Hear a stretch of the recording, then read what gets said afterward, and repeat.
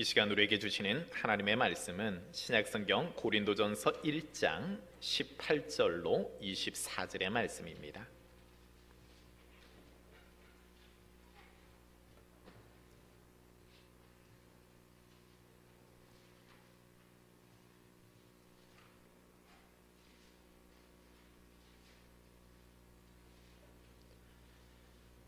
말씀을 봉독해 올리겠습니다.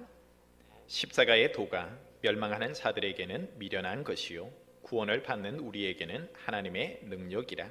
기록된 바 내가 지혜 있는 자들의 지혜를 멸하고 총명한 자들의 총명을 폐하리라 하였으니, 지혜 있는 자가 어디 있느냐, 선비가 어디 있느냐, 이 세대의 변론가가 어디 있느냐.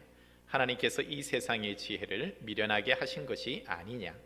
하나님의 지혜에 있어서는 이 세상이 자기 지혜로 하나님을 알지 못하므로 하나님께서 전도에 미련한 것으로 믿는 자들을 구원하시기를 기뻐하셨도다. 유대인은 표적을 구하고 헬라인은 지혜를 찾으나 우리는 십자가에 못 박힌 그리스도를 전하니 유대인에게는 끓이는 것이요 이방인에게는 미련한 것이로되, 오직 부르심을 받은 자들에게는 유대인이나 헬라인이나 그리스도는 하나님의 능력이요 하나님의 지혜니라. 우리 좌우에 계신 분과 인사 한번 나눕시다. 예수 안에서 사랑합니다. 오늘은 본문 말씀을 중심으로 십자가의 도라는 제목으로 은혜를 나누고자 합니다. 사도 바울에게 있어서는 그는 분명한 사명을 가지고 살아갑니다.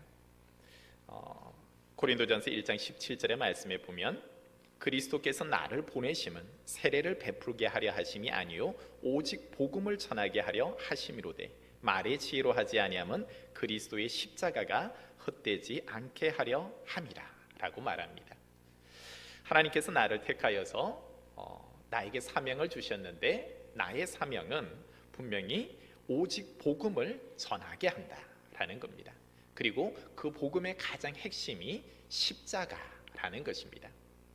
그래서 그의 자랑은 항상 십자가가 자랑이었습니다. 본문 말씀 23절의 말씀에도 보면, 우리는 십자가에 못 박힌 그리스도를 전하니, 복음의 가장 핵심이 십자가에 못 박힌 예수 그리스도를 전함으로 그 복음으로 인하여서 하나님의 능력이 나타나게 하고 하나님의 지혜가 세상에 나타남으로 말미암아 모든 사람들이 구원을 받게 한다라는 것입니다. 그러하기에 사도 바울에게 있어서는 십자가에 달리신 예수 그리스도를 빼고는 더 이상 전할 것이 없었다라고 할 수가 있습니다. 그렇다고 하면 오늘 예배하는 저와 여러분에게 있어서 다시 한번 이 사순절 기간 사도 바울이 자랑으로 삼고 있는 이 십자가를 깊이 생각해야 하고, 그 십자가의 도가 무엇인가 하는 것을 우리가 분명히 깨달아 알아야 하고, 이 십자가의 도를 사도 바울이 전하는 것처럼 우리의 삶에 있어서 또 이 십자가의 도를 전하는 저와 여러분의 삶이 되기를 소망합니다. 그러면 십자가의 도가 무엇인가 하는 것을 크게 세 가지로 한번 생각해 보겠습니다. 여러분이 항상 십자가를 바라볼 때마다 오늘 설교를 기억했으면 좋겠습니다. 그리고 이 십자가의 도의 의미를 가장 깊이 새길 때에 여러분이 어느 사람을 만나건, 그리고 내가 어떤 환경에 처하든 이 십자가는 나를 일으켜 세우고 구원하는 능력이 될 뿐만 아니라 믿지 않는 많은 불신자들도 이 십자가를 통하여서 영원한 생명을 얻게 될 것입니다. 첫 번째, 십자가의 도는 하나님의 공의가 나타난다라고 할 수가 있습니다. 여러분, 하나님은 사랑의 하나님이시기도 하지만 공의의 하나님이십니다. 십자가는 누가 매달리게 되어집니까? 그것은 바로 죄를 지은 자가 십자가를 지는 것입니다. 십자가는 사형수에게 주어지는 형틀입니다. 하나님께서도 신명기를 통하여서 나무에 달린 자마다 하나님의 저주를 받은 자다라고 이야기를 하십니다. 하나님께서는 죄에 대하여서 반드시 그 죄를 관가하는 것이 아니라 죄의 삭을 찾으시는 분이 하나님이신데, 반드시 그 죄의 삭은 사망이라고 이야기를 하고 있습니다. 그래서 로마서 6장 23절에 보면 죄의 삭은 사망이요 하나님의 은사는 그리스도 예수 우리 주 안에 있는 영생이다라고 이야기를 합니다. 이 세상에 의인이 어디 있겠습니까? 예수님께서는 사도 바울의 입을 통하여서 로마서 3장 9절로 10절에 보면은 유대인이나 헬라인이나 다 죄 아래에 있다. 그리고 기록된 바 의인은 없나니 하나도 없다라고 선포하고 있습니다. 여러분, 저와 여러분이 의인으로서의 삶을 살 수 있겠습니까? 하나님의 백성으로 부름받았지만 여전히 성도들에게 있어서도 이 죄에 대하여서는 자유롭지 못한 것이 우리의 삶이라고 할 수가 있습니다. 영원한 하나님 나라에 이르기까지는 믿는 성도라고 하여서 여러분 예수 믿고 지금까지 죄를 한 번도 짓지 않으신 분이 있습니까? 그렇지 않다라는 것이죠. 여전히 우리에게 있어서도 자범죄를 수없이 많이 짓고 있다라는 겁니다. 우리가 믿지 않는 자들과 구별된다라는 것은 죄를 짓지 않는 데서 구별되는 것이 아니라 내가 예수 그리스도를 믿고 세례를 받음으로 말미암아 나의 원죄가 씻겨졌습니다. 우리는 이미 목욕한 자와 같다라는 겁니다. 예수님이 세족식에서 베드로에게 있어서 발을 씻길 때에 절대 내 발을 씻기지 못합니다 라고 할 때 너는 이미 하면은 너와 나는 상관이 없다라고 말씀하시죠. 그러면서 그러면 제 모든 것을 씻겨달라라고 할 때에 이미 목욕한 자에게 있어서는 온몸을 씻을 필요는 없고 손과 발을 씻어야 한다라는 것입니다. 이것은 우리가 살아가면서 짓는 생각으로 짓는 죄, 입술로 짓는 죄, 때로는 마음으로 짓는 수많은 죄들이 있다라는 겁니다. 그 죄들은 계속해서 우리가 살아가면서 십자가의 보혈에 예수 그리스도 이름으로 계속해서 씻어야 한다라는 것입니다. 제가 우리 성도님들께 강조하였던 죄가 무엇입니까? 죄는 하마르티아 해서 관역에서 화살이 빗나가는 것. 하나님이 우리를 만드신 뜻이 있고 계획이 있고 목적이 있는데 하나님의 뜻대로 살지 않는 것이 바로 죄라라는 것입니다. 하나님의 말씀이 이미 주어졌지만 그 말씀에서 벗어나는 것. 아담과 하와에게 있어서 동산의 모든 과실의 열매는 따먹되 너희는 중앙에 있는 그 나무의 실과는 따먹지 말라라는 하나님의 말씀이 있음에도 불구하고 유혹에 이끌려서 그것을 따먹어버리는 것. 하나님의 말씀이 있지만 내 의지, 어떤 유혹에 이끌려서 그것을 범하는 것. 하나님의 말씀에서 떠나는 것이 바로 죄라라는 것입니다. 저와 여러분에 있어서도 이 죄에서 자유롭지를 못할 겁니다. 예수님께서 뭐라고 말씀하십니까? 내 생각으로 음욕을 품는 자마다 이미 가늠했다라고 말하고 있고 오히려 우리의 삶에 있어서 원수를 사랑하라 했는데 여러분 내가 주님이 주신 말씀이 있는데 내가 아직도 원수를 사랑하지 못하고 있다면 그 말씀에 벗어난 거죠. 여전히 내 입술로서 살리는 말이 나오기보다 죽이는 말, 비판하고 정죄하는 말들이 나온다는 것은 나도 알지 못하는 부지 중에 수많은 죄를 짓고 있다는 겁니다. 하나님은 죄가 크건 작건 간에 그 죄의 삭을 반드시 찾으는데 그 삭은 바로 십자가라는 겁니다. 십자가에 못 박는다라는 겁니다. 여러분이 바닷가에서 어린 시절 돌멩이들을 한번 주워서 던져보면 큰 돌도 바다에 빠집니다. 자그마한 모래알을 바다에 던져보십시오. 그것도 빠집니다. 나는 큰 죄, 살인죄도 안 지었고 도둑질도 안 했고 이러했는데 내가 무슨 죄를 지었느냐? 여러분 하나님 앞에 섰을 때 의인은 없나니 하나도 없다. 하나님의 말씀대로 살지 않는 것 또한 불순종 또한 죄라라는 것이고 그 죄인에게 주어지는 것은 죄의 삭은 반드시 십자가를 통한 사망에 이를 수밖에 없다라는 겁니다.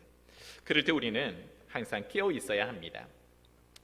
십자가를 바라볼 때 우리는 나의 죄를 바라보면서 그 십자가는 죄인에 대한 반드시 하나님의 공의가 있고 그 죄의 삭을 하나님이 찾으시기에 데살로니가전서 5장 22절의 말씀처럼 악은 어떤 모양이라도 버리라 라고 말씀하고 있습니다.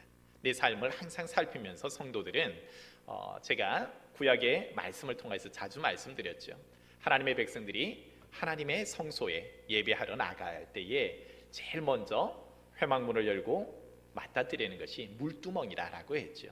물두멍에 손과 발을 씻고 하나님 앞에 번제도 드리고 또한 제사도 드릴 수 있는 것입니다. 손과 발을 씻지 않고 하나님의 성소에 들어가게 되면은 바로 죽음이라는 겁니다. 하나님이 거룩하시기에 거룩한 성도들의 삶이 요구되어지고 그 거룩함에 참여하기 위해서는 매일매일 우리의 죄를 씻어야 한다라는 겁니다. 자범죄를 매일매일 씻을 수 있는 저와 여러분의 삶이 되기를 소망합니다. 그래서 십자가에 나타난 하나님의 공의, 절대로 하나님은 죄를 용납하지 않습니다. 그럴 때 하나님은 두려운 분으로 죄에 대한 삭을 찾으시는 분, 반드시 그 죄의 삭은 사망이라는 것을 우리는 반드시 기억해야 한다라는 것이지요. 두 번째, 십자가를 우리가 생각할 때에 나타나는 것은 무엇입니까? 십자가의 도는 바로 하나님의 사랑이 십자가에 나타나 있다라는 겁니다.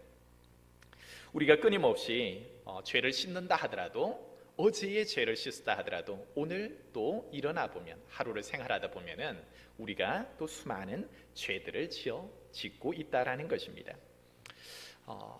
제가 간혹 비유를 드는, 우리가 하루를 깨끗한 옷을 입고 세수를 하고 출근을 하기도 하고 일을 열심히 하고 다시 저녁이 되어 귀가한다라고 생각해 보십시다. 그럴 때에 우리에게는 알게 모르게 묻어있는 먼지들이 많이 있죠. 그래서 여러분이 다시 잠을 청할 때도 옷을 갈아입고 세수를 하고 세면을 하고 깨끗이 씻고 다시 잠자리에 들지 않습니까? 마찬가지 내가 모르는 부지 중에 수많은 죄들이 있다라는 것입니다. 내가 회개하는 죄들도 있지만 그러지 못하는 죄들도 있는데 그 죄에 대하여서 어떻게 우리가 또 용서함을 받을 수 있겠습니까? 하나님께서는 바로 우리가 수많은 죄를 지어서 살 수 없는 우리에게 은혜를 베풀어 주시는데, 그것이 바로 하나님의 큰 사랑이라는 겁니다. 죄는 가만히 내버려 두면 스스로 없어지는 것이 아닙니다. 죄를 없앨 수 있는 유일한 방법은 피로서만 없앨 수가 있다라는 거죠. 그래서 히브리서 9장 11절로 22절의 말씀에 보면 특별히 22절의 말씀 속에 피 흘림이 없이는 사함이 없다라고 말하고 있습니다. 피가 그 죄를 대속하는 피가 없이는 죄 사함이 없다라는 것이죠. 그래서 구약에 있어서도 하나님의 백성이 죄를 지어서 하나님께 다시 한번 나아가고 회복하기 위하여서는 동물의 희생의 제사를 드림으로 그 동물에게 나의 죄를 전가하고 그 죄가 이제 동물을 희생함으로 말미암아 피 흘림으로 말미암아 내가 동물이 죽은가 같이 나도 이 죄에 대하여서 내가 이 죄값으로 죽습니다 라는 의미를 담아서 그 속죄제를 드리는 자만이 다시 한번 하나님과의 관계가 회복되었죠. 마찬가지 우리의 짓는 수많은 죄들이 있는데 예수 그리스도께서 히브리서 9장 11절과 11절에서 22절에 보면은 그리스도께서 장래 좋은 일의 대제사장으로 오셨고 염소와 송아지의 피로 하지 아니하고 오직 자기의 피로 영원한 속죄를 이루셨고 피로써 정결하게 하셨고 그 피로써 우리를 깨끗하게 하셨다라고 이야기를 하고 있습니다. 하나님께서 우리가 스스로 죄의 문제를 해결하지 못한다는 것을 알고 계시는 거예요. 그래서 하나님께서는 우리를 사랑하여 주셔서 이 십자가에 예수 그리스도 독생자를 높이 다셨고 죄 없으시고 흠 없으신 그분을 마치 구약의 희생의 제물과 같이 독생자 예수 그리스도를 십자가에 못 박아 주셨다라는 겁니다. 그리함으로 예수 그리스도의 십자가의 보혈로 예수께서 십자가에서 피 흘려 주심으로 우리는 대속함의 은혜를 입게 되어졌다라는 겁니다. 로마서 5장 8절로 6절로 8절의 말씀 속에 이렇게 기록하고 있습니다. 우리가 아직 연약할 때에 기약대로 그리스도께서 경건하지 않은 자를 위하여 죽으셨도다.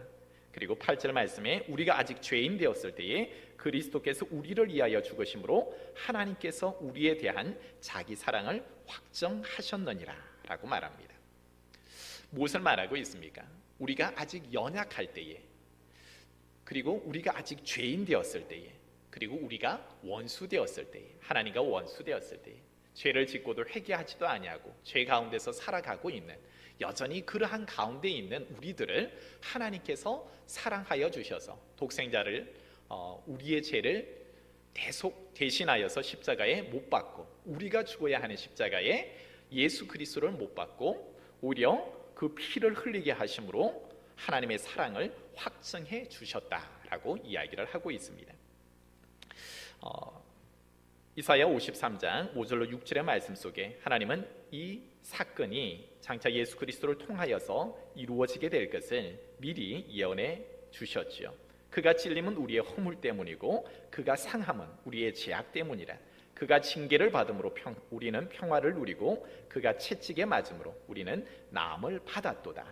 그리고 6절의 하반절에 보면 여호와께서 우리 모두의 죄악을 그에게 담당시키셨도다 라고 이야기를 합니다. 십자가를 바라볼 때 우리가 생각해야 하는 것은 하나님의 사랑이 얼마나 크신가 하는 겁니다.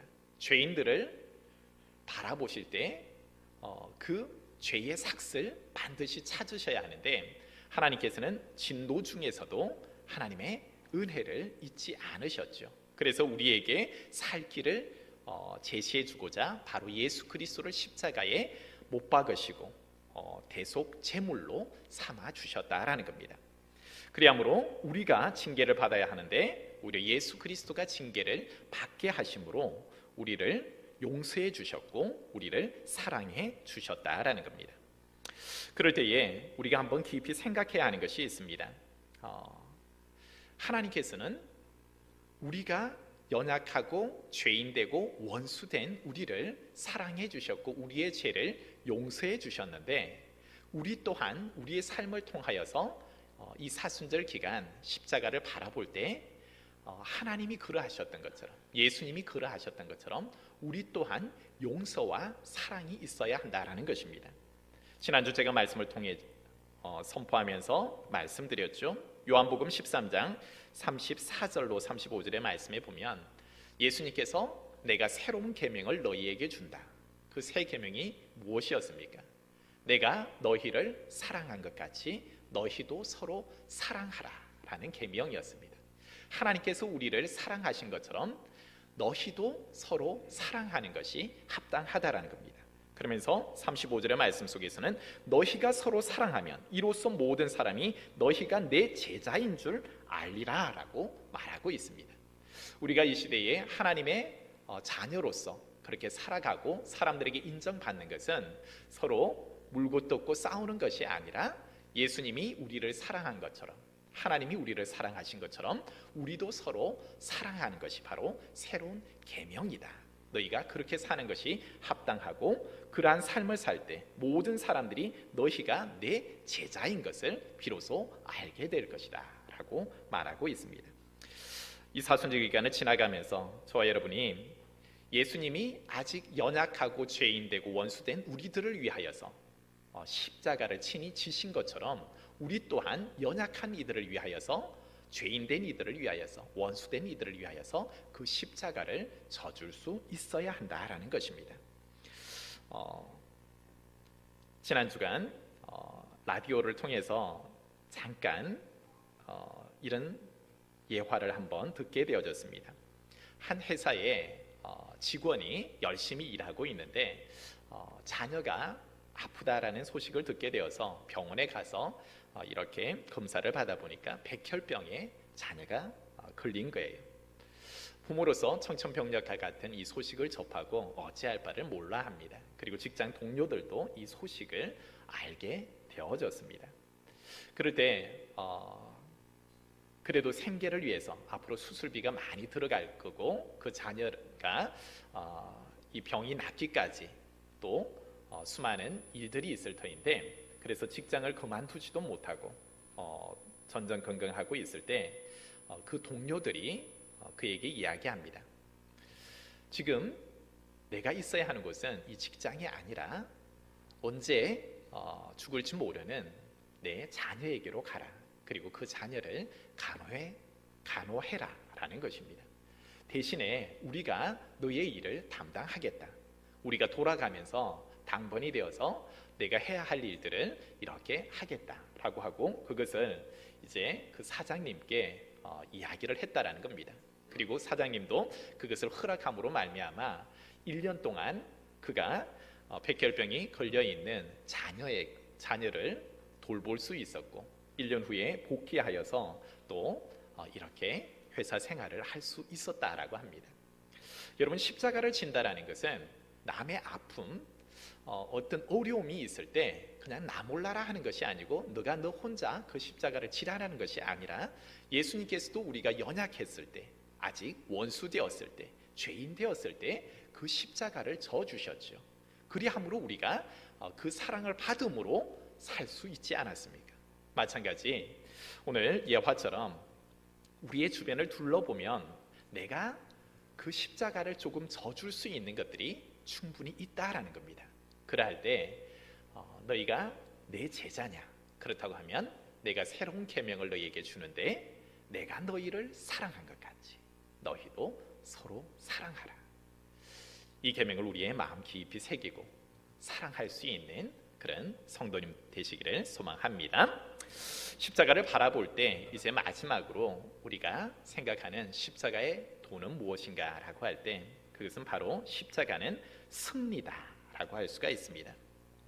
여러분, 예수님께서 하나님의 뜻에 순종하시는 거예요. 그리함으로 십자가를 지시고 대속의 희생 제물이 되어 주셨죠. 그럴 때 하나님께서는 어떠하셨습니까? 그 대속의 제물이 되신 예수 그리스도를 부활의 능력으로 일으켜 세우셨고 영광 보좌에 세우셨죠. 뿐만 아니라 장차 심판주로 오게 하실 것입니다. 그럴 때 십자가는 더 이상 저주의 십자가가 아닌 거예요. 실패의 십자가가 아닌 거예요. 하나님께서는 분명 예수 그리스도를 대속의 제물로 십자가에 못 박으심으로 죄를 관가하지 아니하시고 죄의 삭을 찾으셨어요. 우리의 죄의 삭을 예수를 통하여서 이미 받으시고 난 이후에 이제 하나님은 그 십자가에서 승리를 선포하게 하셨다라는 겁니다. 모든 사람이 죄로 말미암아 죽을 수밖에 없는 그 십자가를 두려워합니다. 예수님도 두려워했습니다. 그러나 이제 예수님의 십자가의 그 대속과 부활하심 이후에는 그 십자가는 더 이상 저주의 십자가가 아니라 승리의 십자가가 되어졌다라는 사실입니다. 여러분, 십자가를 바라보는 자마다 이제는 어떻게 되어집니까?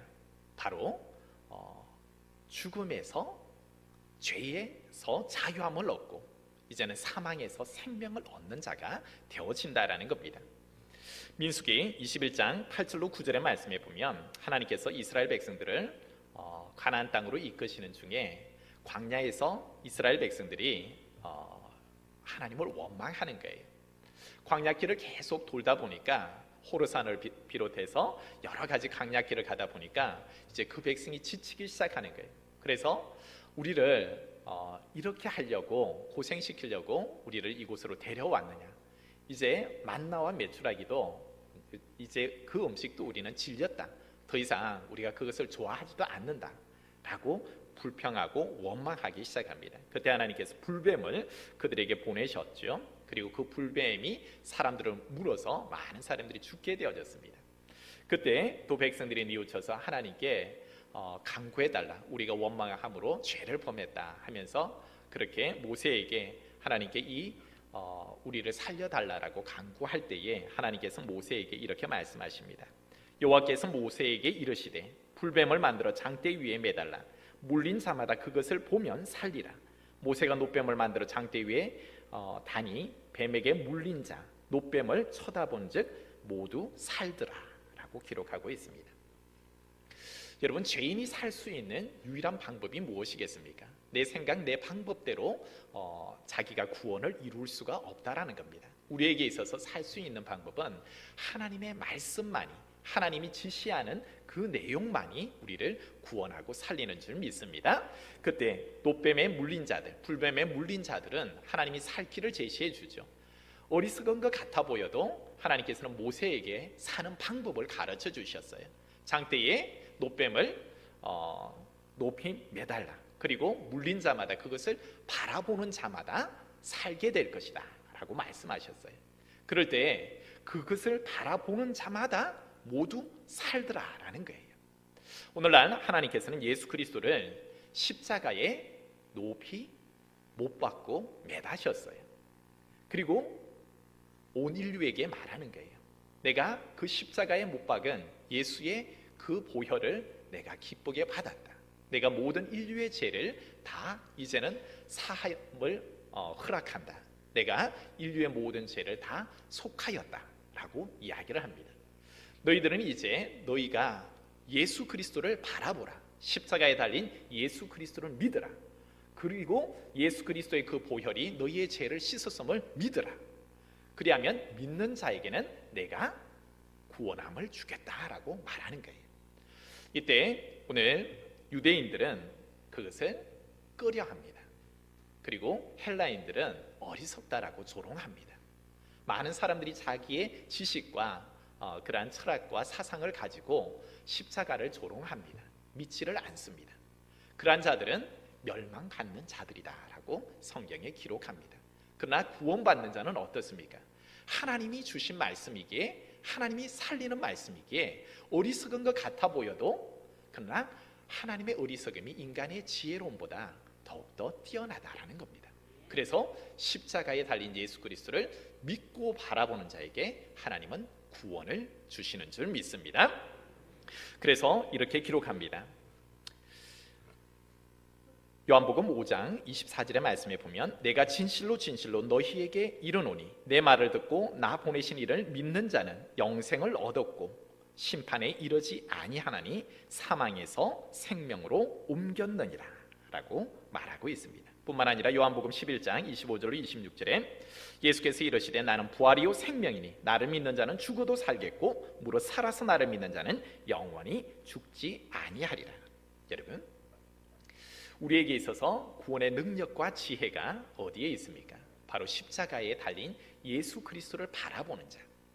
그를 바라보는 자는 죽어도 산다라는 것이고, 그는 죄에서 자유함을 얻고 영생을 이미 얻었고 심판에 이르지도 아니하며 사망에서 생명으로 옮긴 자가 되어졌다라는 겁니다. 이것이 바로 사도 바울이 자랑하는 십자가의 도라라는 겁니다. 여러분, 우리의 삶에 있어서 다시 한번 우리가 마음 깊이 새겨야 하는 것이 무엇이겠습니까? 십자가를 다시 한번, 십자가의 도를 한번 생각해 보십시오. 여러분이 십자가를 바라볼 때마다 십자가에는 하나님의 공의가 있다라고 했습니다. 죄의 삭을 반드시 찾으시는 하나님, 그 삭은 사망이라는 겁니다. 그래서 우리는 항상 죄에 대하여서 어떤 모양이라도 버려야 합니다. 십자가에는 또 무엇이라고 했습니까? 십자가에는 하나님의 사랑과 용서가 있다라고 했습니다. 죄로 인하여서 내가 죽어야 하지만 하나님은 내가 연약할 때, 죄인 되었을 때, 원수 되었을 때 나를 사랑해 주셨고 나의 모든 죄를 용서해 주셨어요. 주님이 그러하셨던 것처럼 우리 또한 내가 너희를 사랑한 것 같이 너희도 사랑하라 명하고 있습니다. 사순절 기간 하나님이 우리를 사랑하신 것처럼 우리도 사랑할 수 있기를 소망합니다. 십자가의 도가에 무엇이 있었습니까?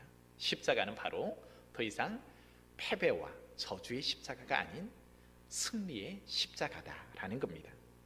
우리 모두의 죄를 대속하시고 사망 권세를 이기신 예수 그리스도를 믿는 자마다 하나님께서는 이미 그에게 있어서 사망에서 생명으로 옮겨주셨고 그는 영원히 죽지 아니할 것이다 라고 말씀하고 있습니다. 우리는 그것을 믿는 것이죠. 그러므로 이미 우리는 구원받은 자로서 이 세상을 살아가고 있다라는 겁니다. 수많은 십자가를 조롱하고 멸시하는 수많은 사람들은 그들의 지혜로 말미암아 죽을 것입니다.